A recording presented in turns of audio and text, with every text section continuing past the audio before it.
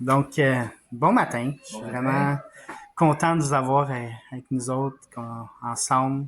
C'est vraiment, vraiment intéressant tout ce que Dieu a fait dans nos vies d'une manière concrète. Hein. C'est vraiment Dieu est vraiment vrai, il est vraiment vivant. Puis il fait des miracles encore dans nos vies d'une manière vraie. C'est pas, hop, c'est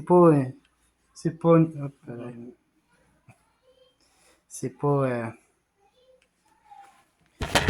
c'est pas des jokes, hein, c'est vrai. Dieu fait vrai. Dieu est. Puis le titre de mon message ce matin, c'est un Dieu extraordinaire. C'est pas juste du marketing, c'est vraiment du vrai. C'est un Dieu extraordinaire. Yes. Hein. Le Dieu est un Dieu de miracles. Puis dans le fond, mon sujet aujourd'hui, c'est la suite de la semaine passée, un Dieu extraordinaire.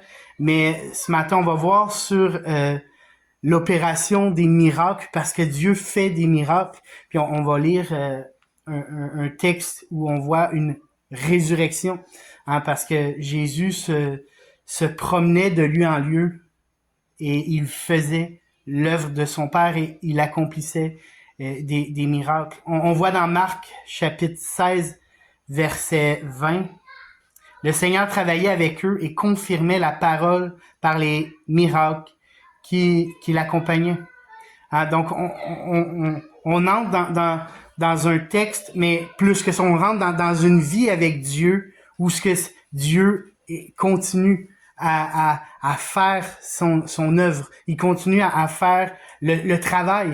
Il nous laisse pas dans la dans l'espèce d'incrédulité ou plutôt dans le rien. Dieu nous laisse pas dans le rien. Lorsqu'on se tourne vers lui, on peut lui faire confiance puis il agit. On peut avoir confiance que Dieu y agit dans notre vie. Euh, dans le fond, la définition, je voudrais regarder deux définitions. Une définition du dictionnaire Larousse. La première, puis l'autre, c'est une citation d'un philosophe. C'est vraiment intéressant.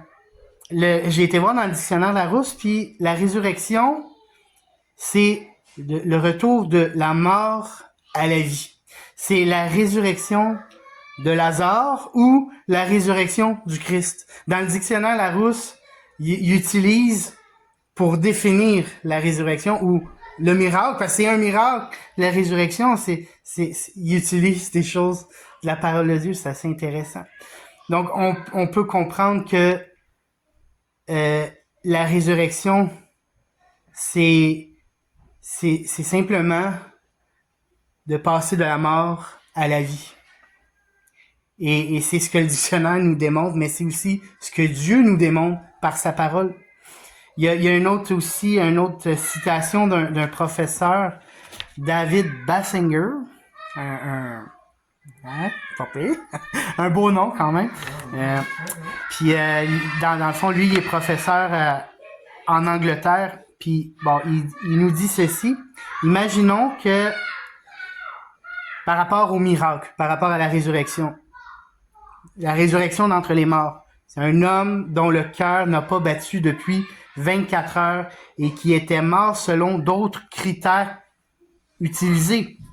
Ou bien l'eau se transformant en vin sans l'aide d'appareils chimiques ou des catalyseurs. Donc, il serait plus raisonnable, dans de tels cas, pour le scientifique d'étiqueter de tels phénomènes d'événements inexplicables en permanence. Donc, l'idée ici, c'est que le philosophe dit, d'une manière naturelle, le scientifique, lui, il va dire, c'est inexplicable, on comprend pas. C'est vrai. Puis dans le domaine des sciences, la science, c'est de pouvoir expliquer de ce qui est observable. Mais la foi, elle est tout autre. La Bible, elle est remplie, l'Évangile est rempli d'événements surnaturels, mais qui pourtant, c'est explicable de par la personne de Jésus. L'explication du miracle selon la Bible, ce qu'il faut comprendre, c'est l'événement du miracle, c'est rien d'autre que l'importance de la personne de Jésus-Christ et de sa nature elle-même. C'est ça l'importance. Ce qui est primordial, c'est de saisir qui est Jésus, sa personne.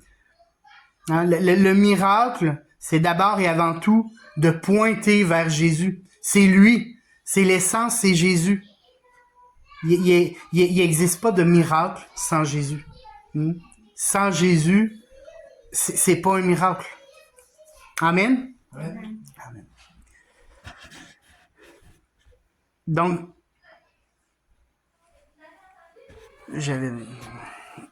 on va lire un texte ce matin d'une résurrection que Jésus a fait dans la ville qui s'appelle Nain.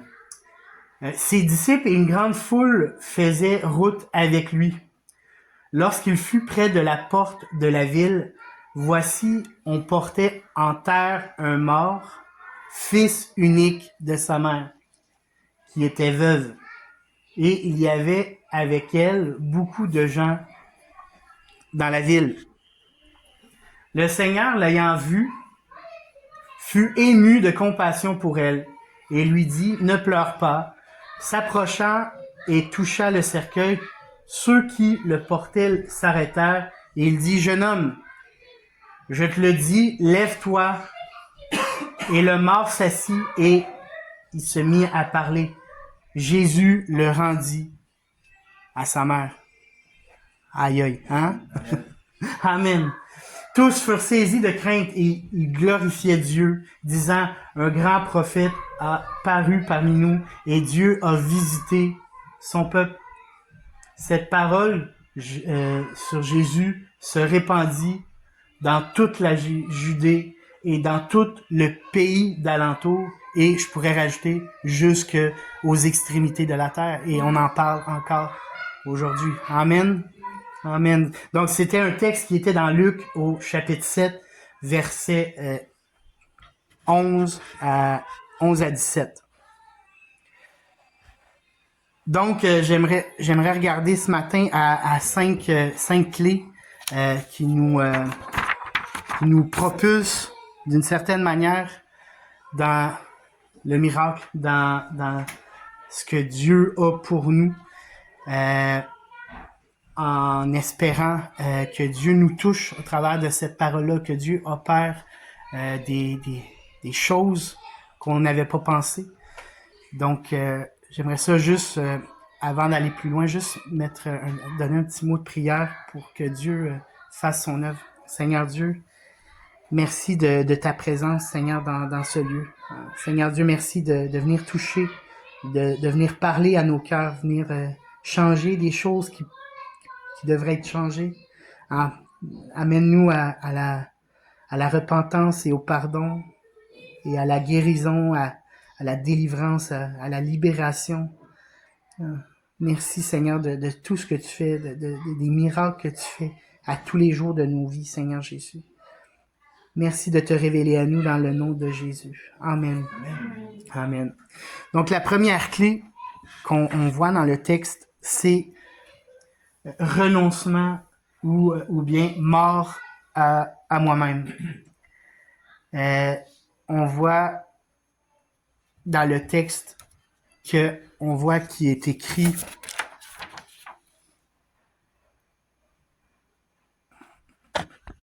donc renoncement ou mort à moi-même, dans le sens où on voit ici le miracle, c'est qu'avant qu'il y ait le miracle, il y avait la mort. Il y avait quelque chose de dramatique. C'était une situation dramatique dans laquelle Jésus il était confronté. Et tout la femme qui était veuve et qui venait de perdre son fils unique, c'était vraiment, on enlève l'aspect où ce que Jésus intervient puis qu'il y a un miracle, c'est une situation malheureuse, c'est une situation dramatique. Hein, c'est avant que le miracle arrive, hein, avant qu'il y ait une possibilité, il y a l'impossibilité. Avant qu'il y ait la guérison, il y a la maladie. Avant qu'il y ait le courage, il y a la peur. Avant qu'il y ait la révélation, il y a l'ignorance. Avant qu'il y ait la satisfaction, il y a l'insatisfaction.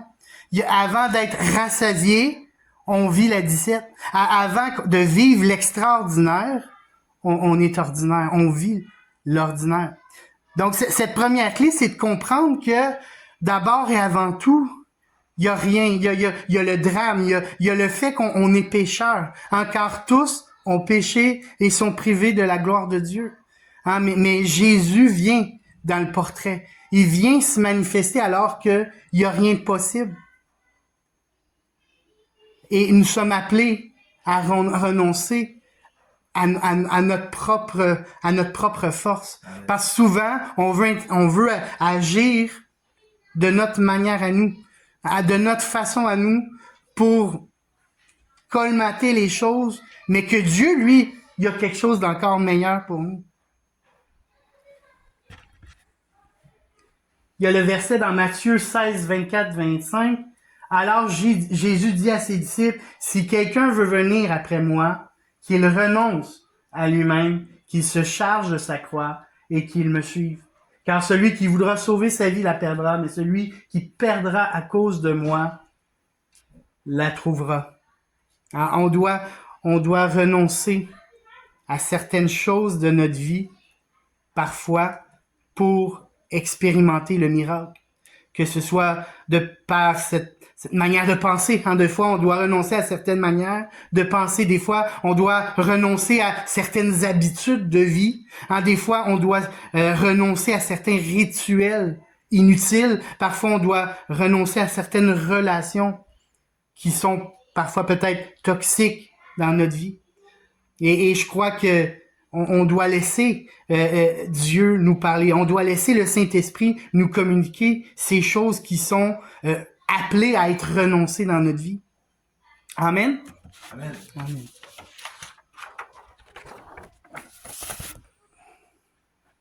Mais ce qui est intéressant, c'est cette scène-là qu'on voit dans ce texte, c'est d'observer que Jésus n'a pas eu peur malgré la situation, parce que même, tu sais, faut comprendre que il y avait un mort. Puis dans leur culture à l'époque, la mort, c'était l'impureté. Quelqu'un qui touchait à un mort, on le voyait après ça comme étant impur. Mais Jésus a foncé, Jésus a vu l'opportunité de Dieu. Jésus a vu le plan de Dieu. Jésus a vu le miracle de Dieu. Et il a pas arrêté à cette culture-là, à ce rituel-là. Mais il a foncé. Il a foncé là où il devait aller. Deuxième clé. Une vision. Une vision. Il est écrit « l'ayant vu ». Hein? Vous pourriez regarder la personne à côté de toi. L'ayant vu. Je l'ai vu. Je vous ai vu. Hein? L'idée, c'est que l'ayant vu. Hein? Jésus, il a vu. Hein? Parfois, on est tellement occupé à nos propres nos trucs à nous, hein, nos problèmes, nos préoccupations, nos défis, nos peurs, notre vie, notre nombril. Mais pourtant, on voit dans l'histoire ici, Jésus voit la mort de l'autre, voit l'impossibilité de l'autre, voit l'incapacité de l'autre. Jésus a un visuel sur son prochain. Et je crois que le plan de Dieu pour chacun de nous, c'est de voir dans l'autre. C'est d'avoir ce discernement. Dans Matthieu 22, verset 39, « Et voici le second qui lui est semblable. Tu aimeras ton prochain comme toi-même. De ces deux commandements dépendent toute la loi et les prophètes. » Jésus avait parlé de aimer son Dieu de tout ton cœur, de tout ton âme, de toute ta pensée. Et le deuxième, c'était d'aimer son prochain comme soi-même. Tout ce que nous entreprenons dans la vie, que ce soit en nous-mêmes ou ensemble, ou d'aspirer au miracle, doit d'abord et avant tout être sous l'inspiration du Saint-Esprit et nous amener à ces 2 commandements-là. Hein, c'est la base. Que nous soyons tous ensemble, conduits à Dieu et ensemble à notre prochain.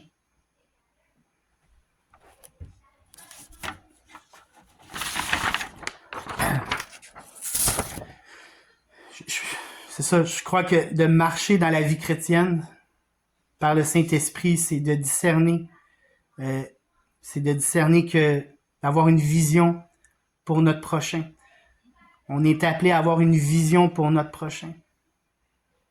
D'avoir une vision pour notre Église, avoir une vision pour notre famille, avoir une vision pour notre ville, avoir une vision pour notre région, avoir une vision pour notre province.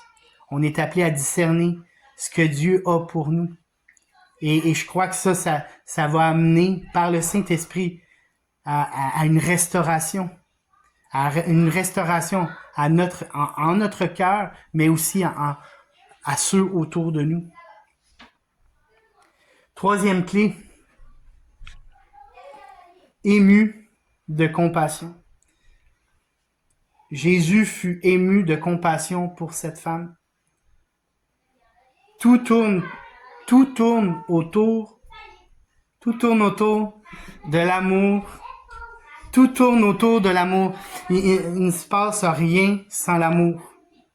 La vie de Jésus, c'est une manifestation de l'amour. L'amour de Jésus, c'est une démonstration à l'autre. Une manifestation de Dieu qui s'incarne et qui se manifeste. Il se manifeste en l'être humain. Et il intervient en chacun de nous. Alors qu'on a entendu tantôt les partages de chacun, c'est Dieu a fait ça dans l'amour, par l'amour. Il n'y a pas de miracle sans l'amour. C'est essentiel de comprendre. L'apôtre Paul a dit dans 1 Corinthiens 13, verset 13, « Maintenant donc, ces 3 choses demeurent, la foi, l'espérance, la charité, mais la plus grande de ces choses, c'est la charité, c'est l'amour. » Jésus, quand il a vu la mort, il a vu l'amour, il s'est laissé remplir d'amour. Et c'est ce qui a amené à la résurrection. Et Jésus a dit, je suis la résurrection et la vie. Hein, Jésus, il est la résurrection et la vie. Il incarne le miracle de la résurrection. Donc, c'est sûr et certain que si Jésus n'est pas là et s'il n'y a pas l'amour de Jésus, il n'y a rien. L'opération de miracle se fait seulement sous le motif et l'inspiration de l'amour. Sans l'amour, il n'y a rien de possible. Et cet amour-là vient de Dieu manifesté en Jésus-Christ, notre Seigneur. Alléluia. Merci Seigneur Jésus. Gloire à toi. Merci de venir restaurer les cœurs ce matin par ton amour et ton amour seul. Alléluia. Alléluia Jésus. Gloire à toi. 4e clé. 4e clé, on dirait que c'est un peu... en lisant ce texte, en voyant cette réaction de Jésus, des fois, j'aurais comme l'impression que... Ne pleure pas! Ouais. Arrête de pleurer, là! ça sonne un peu... En étant honnête, là, ça sonne un peu sans délicatesse. Mettons-nous un peu dans la situation. S'imaginer un peu, là, on est en présence on est au salon funéraire, il y a quelqu'un de décédé, puis là, on voit la personne proche qui pleure à côté du cercueil, puis arrête de pleurer. Mais pourtant, quelqu'un s'approche de Jésus. Quelqu'un qui s'approche de Jésus va le savoir que s'il dit ça, Jésus, c'est qu'il y a une raison. C'est contextuel. C'est ça, c'est à quelque part, Jésus, il avait Il y avait une intention derrière cette parole-là. On a dans la tête que la chose qui serait le plus adéquat dans cette situation-là, ça serait pas de dire ne pleure pas, mais plutôt je vais pleurer avec toi. Oui. Hein, je crois qu'il y a des temps pour chaque chose. Et je suis conscient que tu vis une douleur, une tristesse et un deuil. Mais je crois que Jésus, lui, il a été encore plus loin. Jésus ne fait pas comme nous, naturellement, on fait. On peut s'imaginer que Jésus, lui qui était la résurrection, il a eu le pouvoir, il a eu l'audace, il a eu l'intuition de Dieu. Il a poussé à croire. Cet amour de Dieu qui était en lui l'a poussé à croire. Bien que ça semblait être sans délicatesse, ben pourtant, cette indélicatesse-là a amené à la résurrection. Amen. Amen. Alléluia.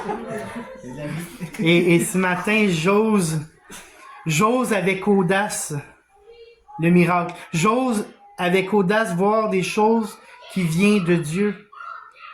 Oser prier pour des choses qui sont dans la nature des choses impossibles. Oser croire à la délivrance, oser croire à la guérison, oser déclarer le surnaturel dans notre vie en étant conscient que Jésus seul est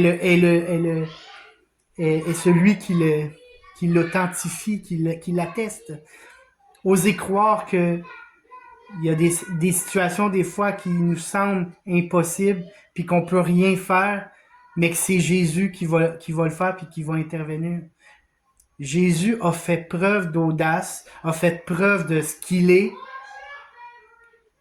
Puis on peut penser que c'est sans délicatesse, mais pourtant, ça l'a donné la volonté de Dieu, ça l'a donné la résurrection de ce Fils unique, ça leur donné l'espoir là où il n'y en avait plus. Et je crois que ça nous interpelle à sortir de notre statu quo, à sortir de notre confort, à sortir de notre sieste spirituelle, à sortir de nos horaires ou habitudes, afin de nous sentir afin d'être appelés à sortir de notre banc pour rentrer dans le combat spirituel que Dieu nous appelle à vivre. Pour entrer dans la volonté bonne, agréable et parfaite que Dieu a pour nous. Dieu nous inspire ce matin à nous rendre disponibles afin de rentrer dans ce combat spirituel qui nous appelle à vivre en tant que chrétiens, en tant que fils et filles de Dieu. Il nous a donné chacun de nous un plan spécifique et c'est pas un plan qui, dans la nature des choses, on va le comprendre. Ce n'est que sous son inspiration, sous sa direction, sous cette relation que nous pouvons avoir avec lui, cette communion avec lui, que nous pouvons comprendre ce plan, cette volonté bonne, agréable et parfaite qu'il a pour nous. Bien que ça peut sembler comme sans délicatesse, manquer de tact, hein, on peut, quand on lit ce texte, penser que Jésus a manqué de tact, mais pourtant, son manque de tact a produit la grâce qui s'est manifestée, une onction de résurrection qui est venue sur ce Fils. Ce qui nous amène à la cinquième clé, qui est lève-toi. Qui est lève-toi. Alors que on arrive vers la fin de ce message-là, j'ai envie de, comme Jésus a fait, C'est-à-dire qu'il a fait une demande simplement, lève-toi. Ben, j'ai envie de nous inviter à nous lever, à nous inviter à... Puis on peut le faire d'une manière réelle, alors que se lever devant Dieu.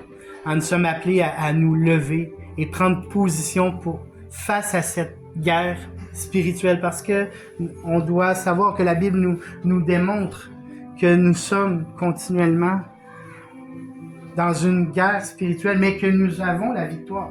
Nous devons savoir que nous avons la victoire en Jésus-Christ. Celui qui est en moi est plus fort que celui qui est dans le monde. Jésus-Christ a vaincu les œuvres du diable en allant sur la croix et en étant ressuscité. Jésus a vaincu la mort et vaincu toutes ces choses que l'ennemi veut essayer de nous mentir. Il veut essayer de nous tromper, nous mentir. Mais ce matin, alors que nous sommes levés avec un pas de foi, c'est un appel ce matin à renoncer à certaines choses dans nos vies. À renoncer à certaines choses que tu sais que ces choses-là nuisent à ton avancement spirituel. Ça nuit à ta démarche. Mais le Seigneur ce matin, il veut te dire, c'est un appel à prendre ta croix, et à avancer, à renoncer à certaines choses, afin d'être libre. Afin d'être libre, à vivre cette victoire en lui. Alléluia. C'est un appel à avoir un visuel, dans l'esprit principalement. On parle pas d'une vision, d'une vision de marketing, une vision de charnelle, une vision naturelle. On parle d'une vision spirituelle. On parle d'une vision de l'esprit. Une vision de Dieu. Dieu a une vision pour chacun d'entre nous. Dieu a une vision pour chacun d'entre nous. Dieu veut toucher par cette vision. Il veut toucher aussi la personne qui est à côté de toi. On est appelé à être rempli d'amour. Rempli d'amour de Dieu. C'est l'amour de Dieu qui doit nous inspirer ce matin. Rempli d'amour. Dieu veut te remplir ce matin. Dieu veut te remplir ce matin de son amour, afin de voir l'œuvre de Dieu dans ta vie, afin de répondre à son appel,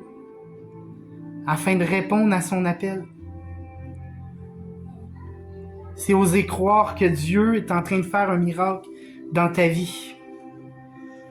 Dieu est en train de guérir ton cœur ce matin. Dieu n'est pas en train de manquer de délicatesse. Dieu est en train de te dire que il y a peut-être des choses que tu dois renoncer afin de marcher mieux dans ses voies.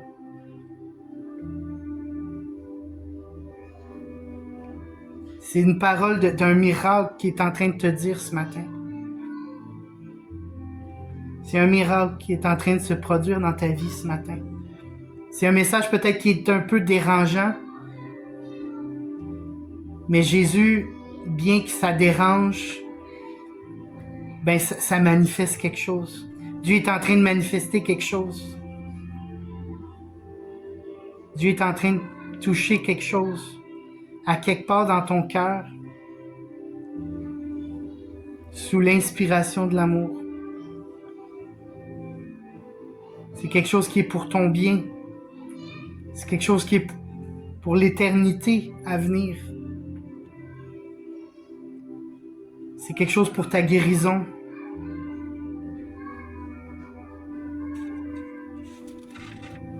C'est quelque chose qui va se manifester sans aucun doute.